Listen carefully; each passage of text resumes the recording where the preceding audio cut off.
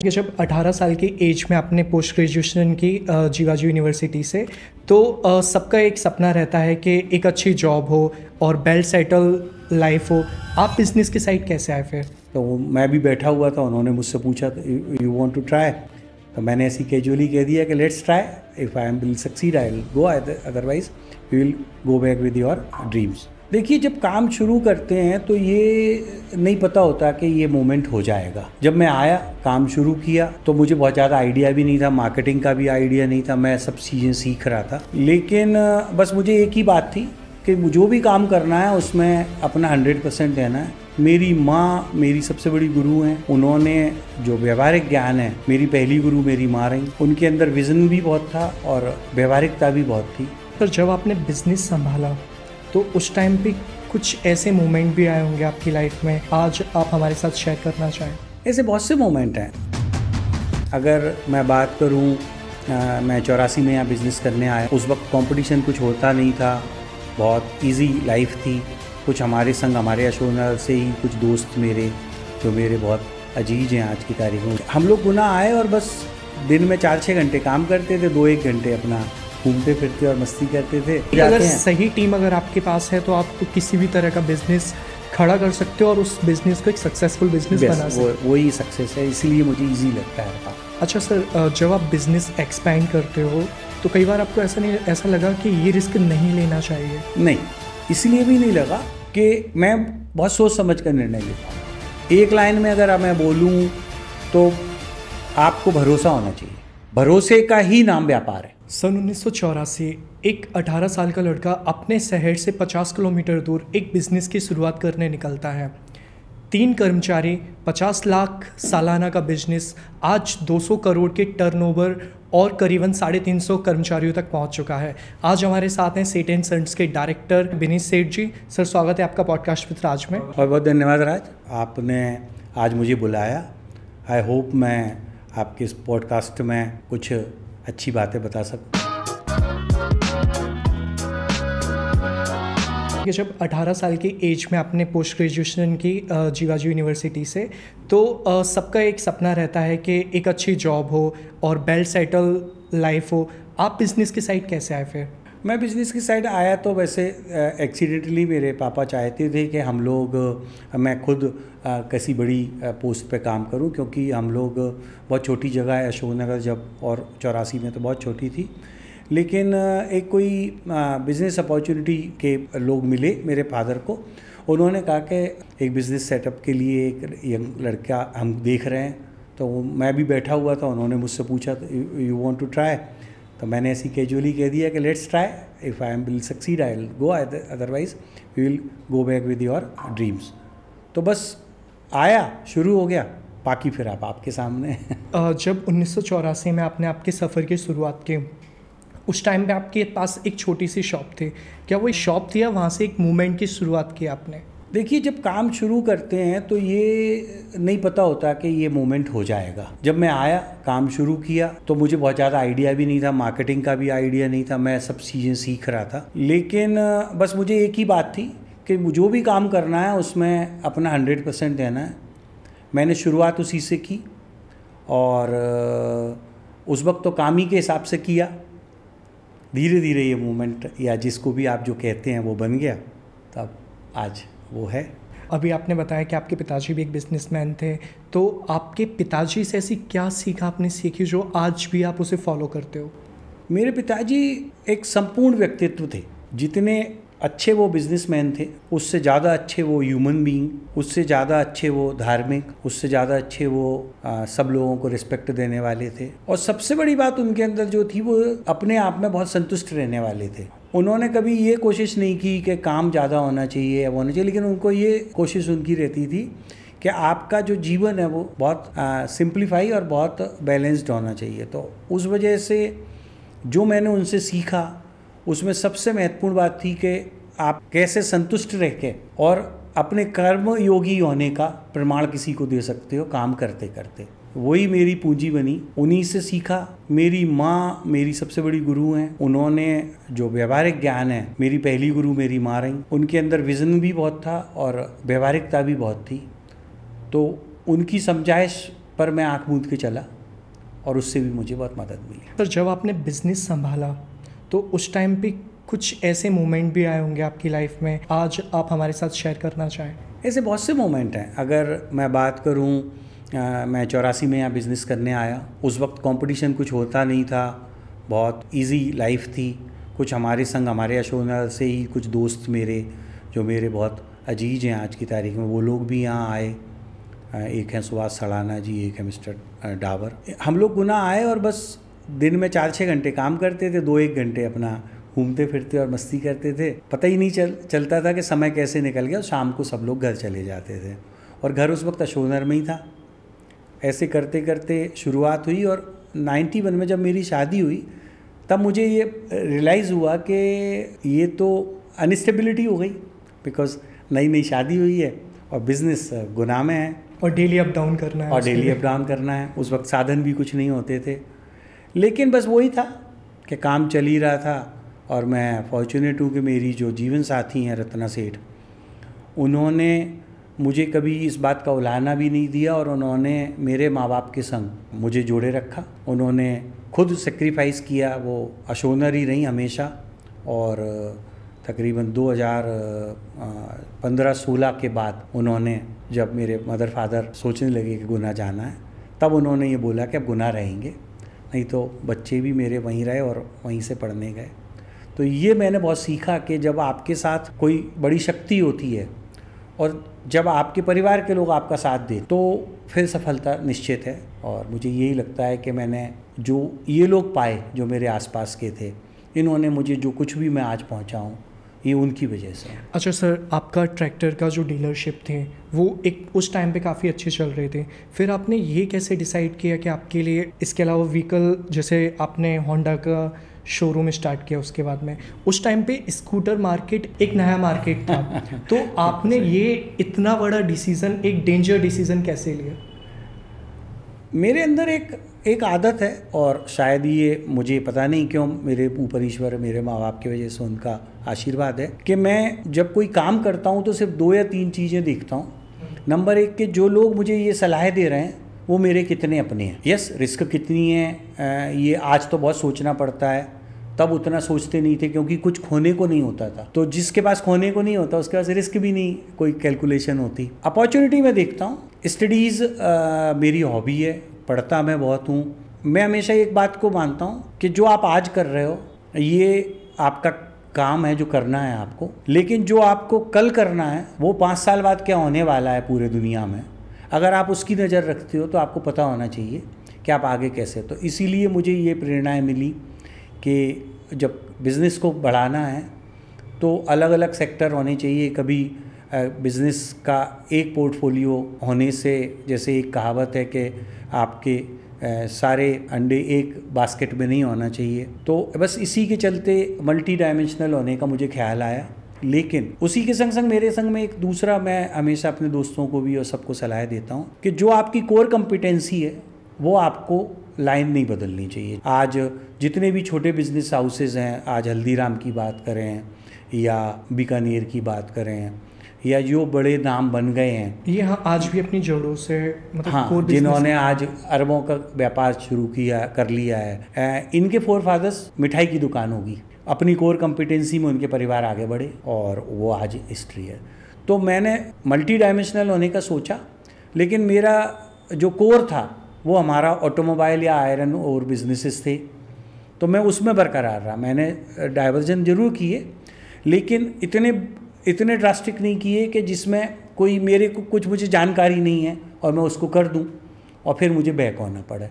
तो ये 2 चीज़ें मेरे संग काम रही, एक विजनरी होना, मैं विज़न के हिसाब से, दूसरा अपनी कोर कॉम्पिटेंसी के अंदर काम करना। अच्छा सर, आपके जो बिज़नेस हैं, जैसे आप ट्रैक्टर में भी डील करते हैं, आप बाइक में भी डील करते हैं, आप कार में भी डील करते हैं, ये तीनों के जो आपके कस्टमर हैं वो अलग अलग हैं। आप कस्टमर बहुत अलग अलग हैं, तीनों का मार्केट भी अलग है। आप कैसे ये चीज़ एनालाइज करते हो? ये तीनों के कस्टमर भी अलग हैं और संग में सबसे बड़ी बात ये है कि इन तीनों के जो हमारी कंपनीज होती हैं, जो मैनेजमेंट होते हैं, ये भी तीनों बहुत डिफरेंट तरीके से, एक पूरे ग्रामीण में है, एक जो कंपनी है वो जापानी है और जिनका प्रोडक्ट में बहुत भरोसा होता है।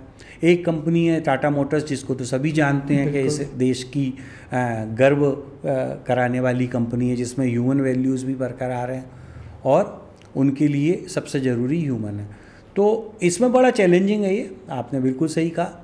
बस मुझे इस सब में एक जो सबसे अच्छी बात लगी वो ये लगी कि जब आप काम करते हो और जो आपके लोग, जिस कंपनी में जो लोग काम करते हैं, अगर आप उनकी आइडियोलॉजी में बिलीव करते हो तो आपको थोड़ा सा रास्ता आसान होता है। 40-42 साल आज मुझे काम करते हो गए, 41 वर्ष चल रहा है। मैंने कभी ये हावी नहीं होने दिया अपने ऊपर कि मैं किसी भी उस कंपनी की तरफ से जो काम करने वाले लोग हैं उनसे ज़्यादा जानता हूँ, और शायद इसलिए मुझे ईजी हो जाता है उनकी पॉलिसीज़ को फॉलो करना, और उसकी वजह से सक्सेस मुझे इजीली मिलती है।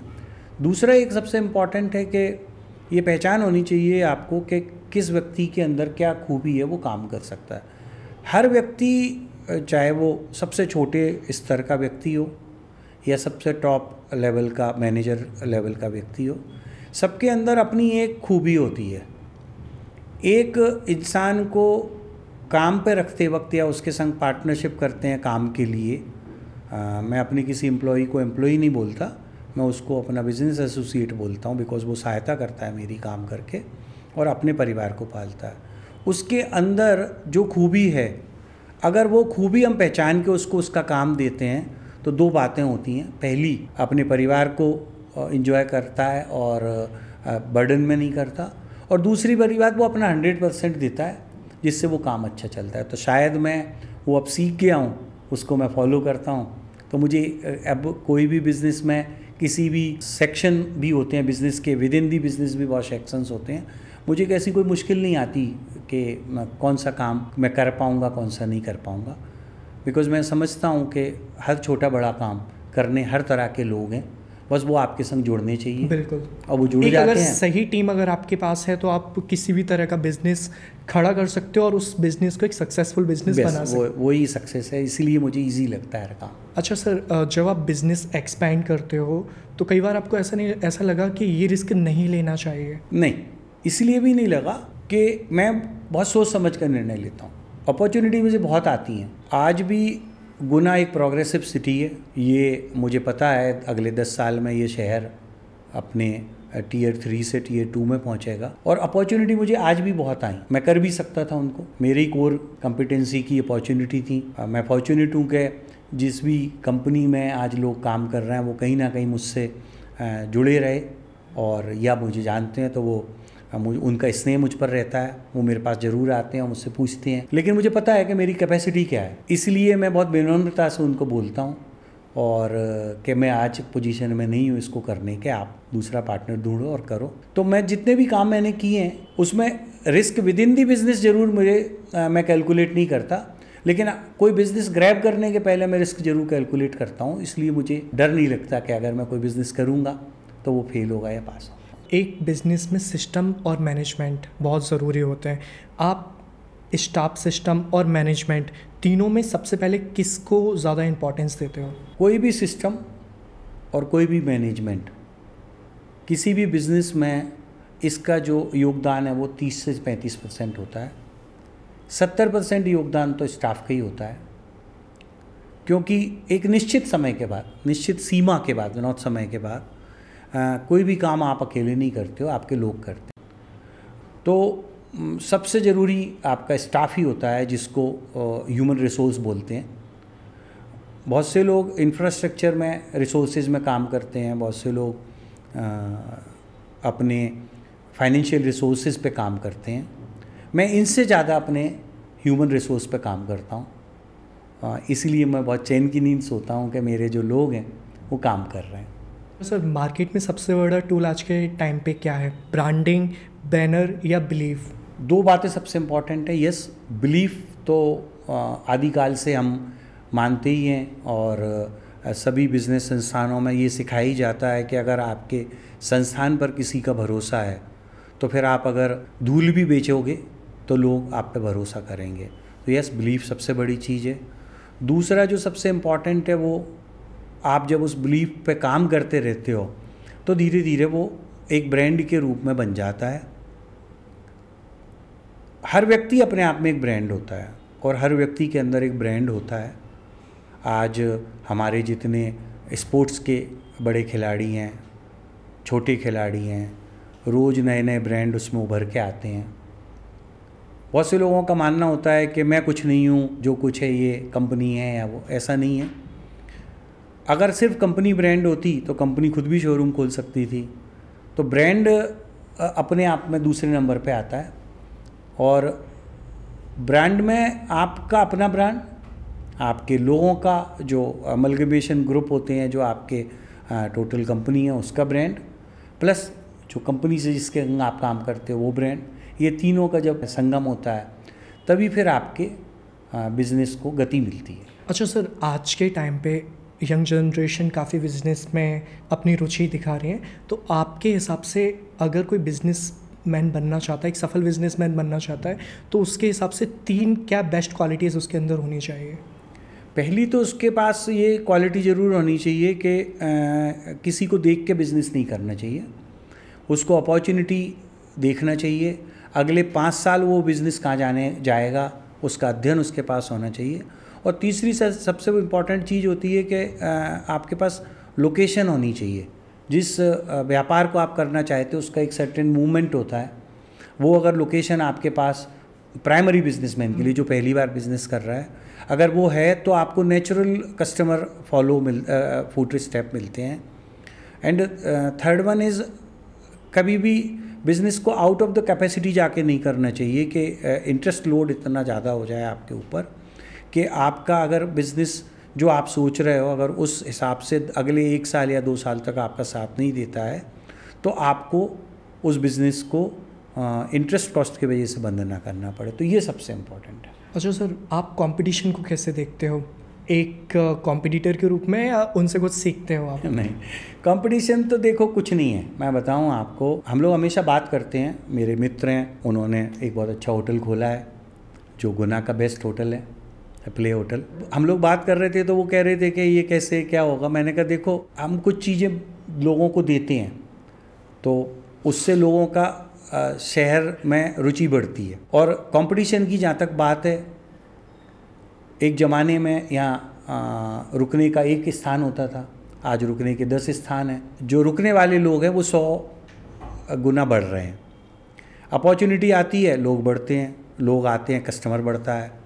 तो कंपटीशन हमेशा फ्रेंडली होता है। जो लोग ये सोचते हैं कि कंपटीटर दुश्मन होता है, वो सबसे गलत है।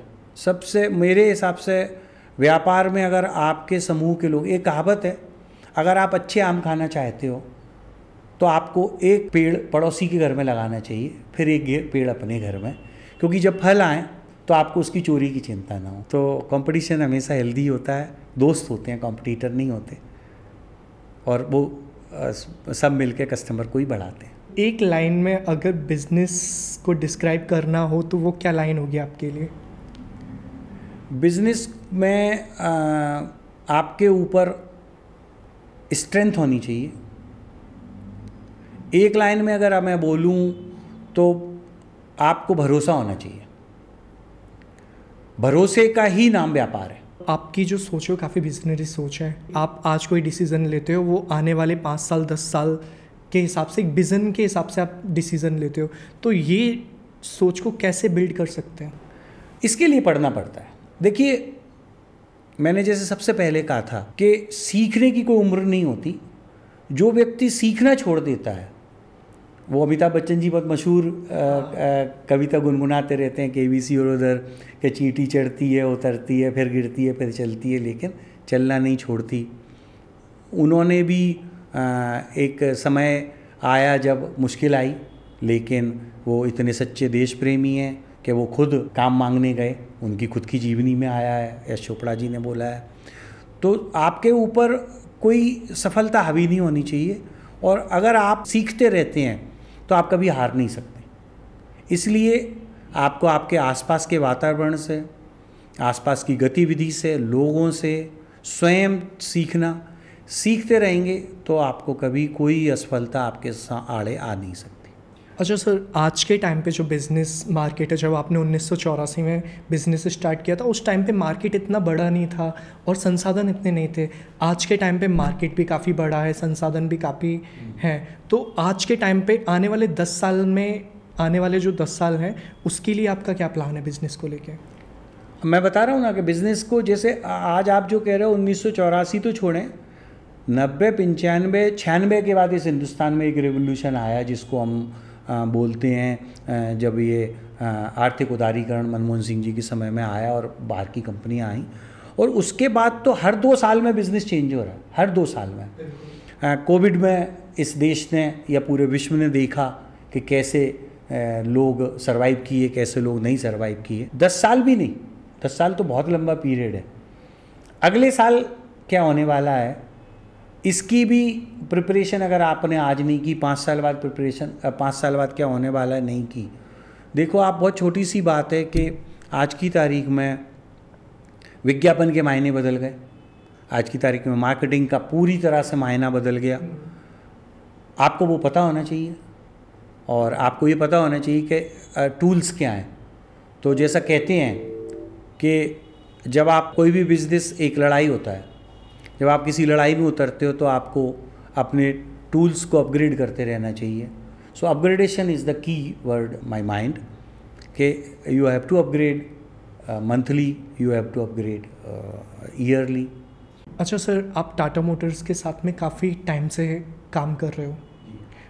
अगर आपको कभी रतन टाटा जी से अगर मिलने का मौका मिलता, अब तो वो नहीं रहे, तो आप क्या प्रश्न करते हैं उनसे? रतन टाटा जी से सही बताऊं तो मिलने का मौका, या आज जो हमारे चेयरमैन हैं चंद्रशेखरन जी, मैं इनसे मिला हूं।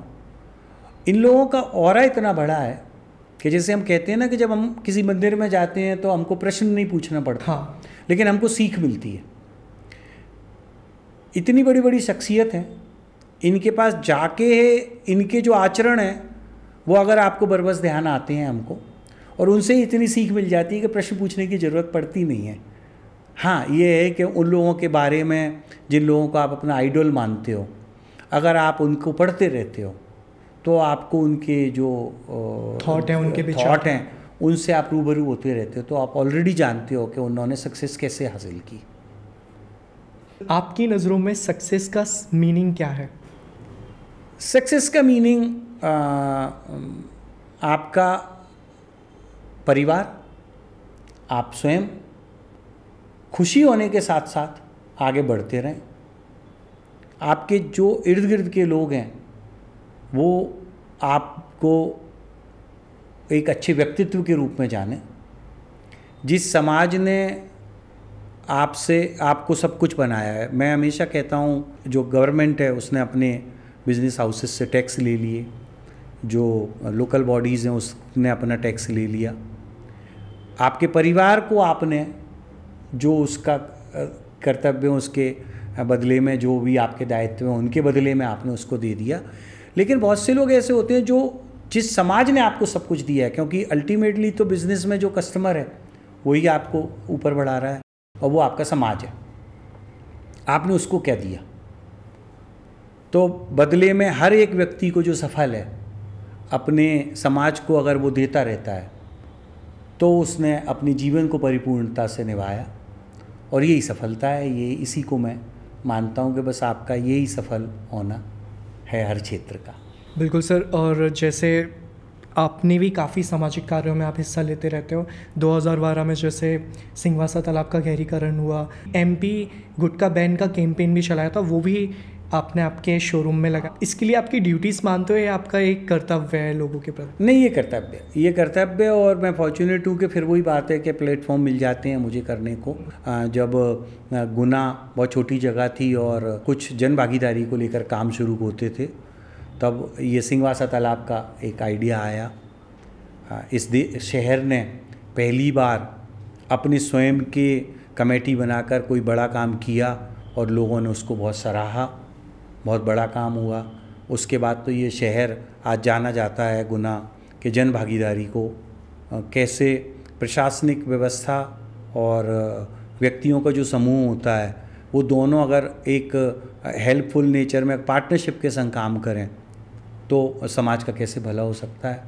मतलब मैं इसलिए नहीं वो उनको करता हूँ कि वो लोग मुझे उसके लिए जाने, लेकिन मुझे लगता है कि जैसा मैंने कहा कि समाज को कुछ देना है, तो आज मुश्किलें बहुत हैं।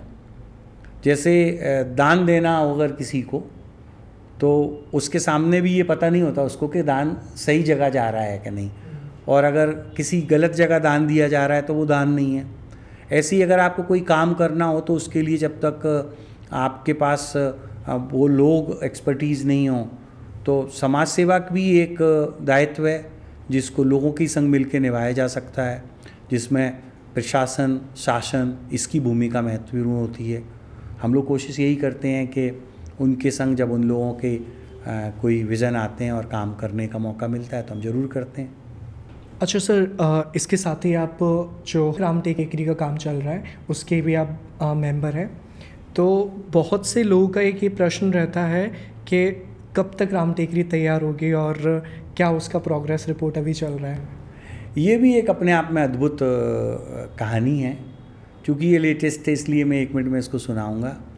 जब मेरे बड़े भाई समान मध्य प्रदेश शासन के मंत्री महेंद्र सिंह सिसोदिया जी और शैलेंद्र लुम्बा जी ने एक सपना देखा और मुझे बताया कि ऐसे ऐसे सोच रहे हैं कि एक मूर्ति लगाएंगे राम जी की, तो जैसी मेरी आदत है मैंने भरोसा किया और हाँ कर दी।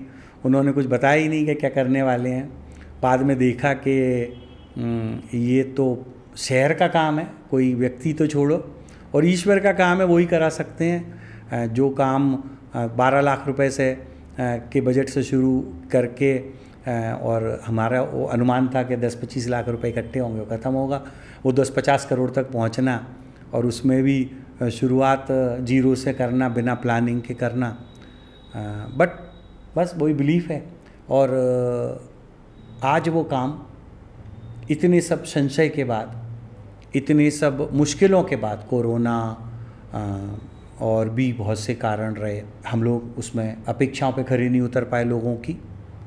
लेकिन मैं इस आपके इस पॉडकास्ट के माध्यम से और राम जी की कृपा से ये आपको भरोसा दिला रहा हूँ, हम मुश्किल से 3 या 4 महीने में जो ये संकल्प है राम मूर्ति का, इसको पूरा करने वाले हैं। ये शहर की धरोहर है।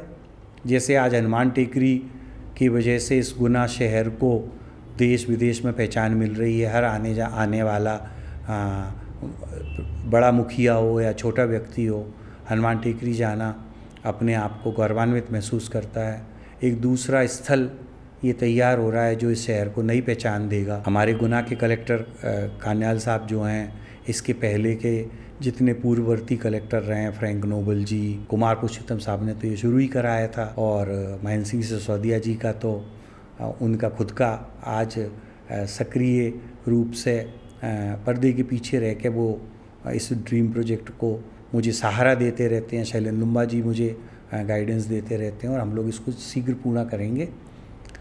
जिस दिन ये पूरा होगा उसके बाद उस क्षेत्र की तस्वीर भी बदलेगी, इस गुना की तस्वीर भी। आज आप देख रहे हो देश विदेश में लोग कितनी भी आलोचना करें, लेकिन अयोध्या के जो धर्म जाति से परे जो लोग हैं, काशी के जो धर्म जाति से परे लोग हैं, हर व्यक्ति, मैं तो सब जगह गया हूँ, वो कहते हैं कि सब हमारी किस्मत बदल गई। हमको नहीं पता था कि इतने लोग आएंगे। आज उज्जैन में कॉरिडोर बनने के बाद जो किस्मत बदली, मेरा खुद के भाई का व्यापार उज्जैन में है, वो बताते हैं मुझको कि उज्जैन का चाहे वो ऑटो वाला हो, चाहे खाने वाला हो, चाहे होटल वाला हो, आज वो इंदौर की बराबरी कर रहे हैं। तो इस शहर की भी किस्मत ज़रूर बदलेगी। कहीं ना कहीं वो राम मंदिर के निर्माण होने से गुना की तरक्की में भी और गुना के विकास में भी काफ़ी ज़्यादा, बिल्कुल कुछ ऐसी माइलस्टोन होती हैं, कुछ ऐसी चीज़ें होती हैं जब आ जाती हैं तब उनका महत्व होता है, या जो नहीं होती हैं। जैसे आज हम किसी भी शहर की बात करें, हर शहर की एक बढ़ने के पीछे खूबी होती है, कुछ भौगोलिक होती है, कुछ उसकी वहाँ के जो लोग होते हैं उनकी एंटरप्रेन्योरशिप होती है। जैसे हमारे शहर में इंदौर है,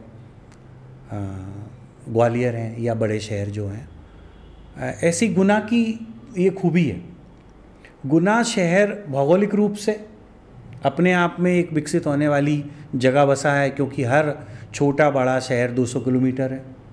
गुना ने इस देश को बड़े बड़े रत्न दिए हैं। आज लाहौटी साहब, आरसी लाहौटी साहब सुप्रीम पद तक गए, आदरणीय दिग्विजय सिंह जी, जयवर्धन सिंह जी, ये लोग प्रदेश के मुखिया तक गए, आदरणीय सिंधिया जी जिनकी राजमाता साहब की खुद की कर्म भूमि जन्मभूमि ये रही, उनका विशेष स्नेह इधर है ज्योतिरादित्य जी का। तो ये इतनी बड़ी चीज़ें हैं, इतने बड़े कारण हैं कि इस शहर को बढ़ना ही है। एक कारण और होता है कि शहर के लोगों को ये लालसा रहनी चाहिए कि अगर कोई अच्छा काम हो रहा है तो उसको वो आगे बढ़ाएं, क्योंकि राम टेकरी हो, हनुमान टेकरी हो, आज प्रसाद वाला हो, ऑटो वाला हो, कल रोप भी लगेगी तो श्रद्धालु हों, ये सब लोग जब इस शहर में आएंगे।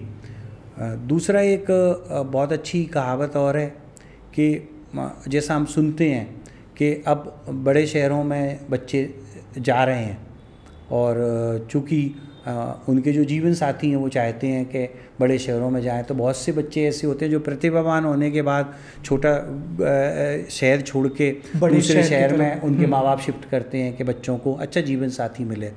जब ये सब चीज़ें होती हैं और शहर बढ़ता है तो पलायन भी रुकता है। हाँ। और वो शहर को बढ़ाता है। तो आज यहाँ पे इतने आप हो, मेरा एक बहुत यंग एंटरप्रेन्योर था अनुज, जो अब बहुत बड़ा यूट्यूब पे उसने चैनल चलाया और काम करता है। वो मुझे अक्सर बोलता था कि अंकल यहाँ पे अपॉर्चुनिटी नहीं है, तो वो उसने अपनी जगह कर्मस्थली बदलने की कोशिश की, आज फिर वापस आने की बात करता है। तो जब शहर बढ़ता है, अपॉर्चुनिटी मिलती है, प्रतिभाएं वापस आती हैं, तो और शहर बढ़ता है। तो गुना का बहुत बहुत ब्राइट फ्यूचर है और इसलिए हमारा कर्तव्य है कि हर उस काम को जिससे शहर को पहचान मिले, जो भी इस शहर के बड़े लोग हैं, बड़े बिजनेसमैन हैं, जिनके परिवार जो सक्षम लोग हैं, उनको इस शहर को बढ़ाने में योगदान देना चाहिए। शहर बढ़ेगा तो उनका बिजनेस भी बढ़ेगा। बिल्कुल सर। अच्छा सर, एक लास्ट प्रश्न लेते हैं फिर इस पॉडकास्ट को एंड करते हैं। आप बिजनेस भी करते हो, आप समाज सेवा से रिलेटेड सारे काम भी करते हो, साथ ही आपका अशोकनगर में टॉकीज है उसको भी आप देखते हो, ये सारी चीज़ें आप कैसे मैनेज करते हो? नहीं, ये तो अब तो मैनेज सब मेरे संग मेरे पुत्र और पुत्री हैं। अब पुत्री में इसलिए बोला कि मेरी जो पुत्र वधू है, मेरी जो सिद्धांत की पत्नी है, वो चार्टर्ड अकाउंटेंट हैं और मैं उनको पुत्री की जैसे स्नेह करता हूँ। वो दोनों मिलके इस पूरे व्यापार में जिन जिन अंगों में हमको एक्सपर्टीज़ की ज़रूरत होती है, जैसे वो चार्टर्ड अकाउंटेंट हैं तो जितने भी फाइनेंस और अकाउंटिंग के इश्यूज़ हैं वो उनको देखती हैं। और मैं शुरू से मैं इसलिए भी कर पाता हूँ कि मैंने शुरू से अपने आप को बांध के नहीं रखा। मैं किसी चीज़ से बंधा नहीं हूँ। आज ही शाम को मैं एक हफ्ते के लिए कहीं जा रहा हूँ।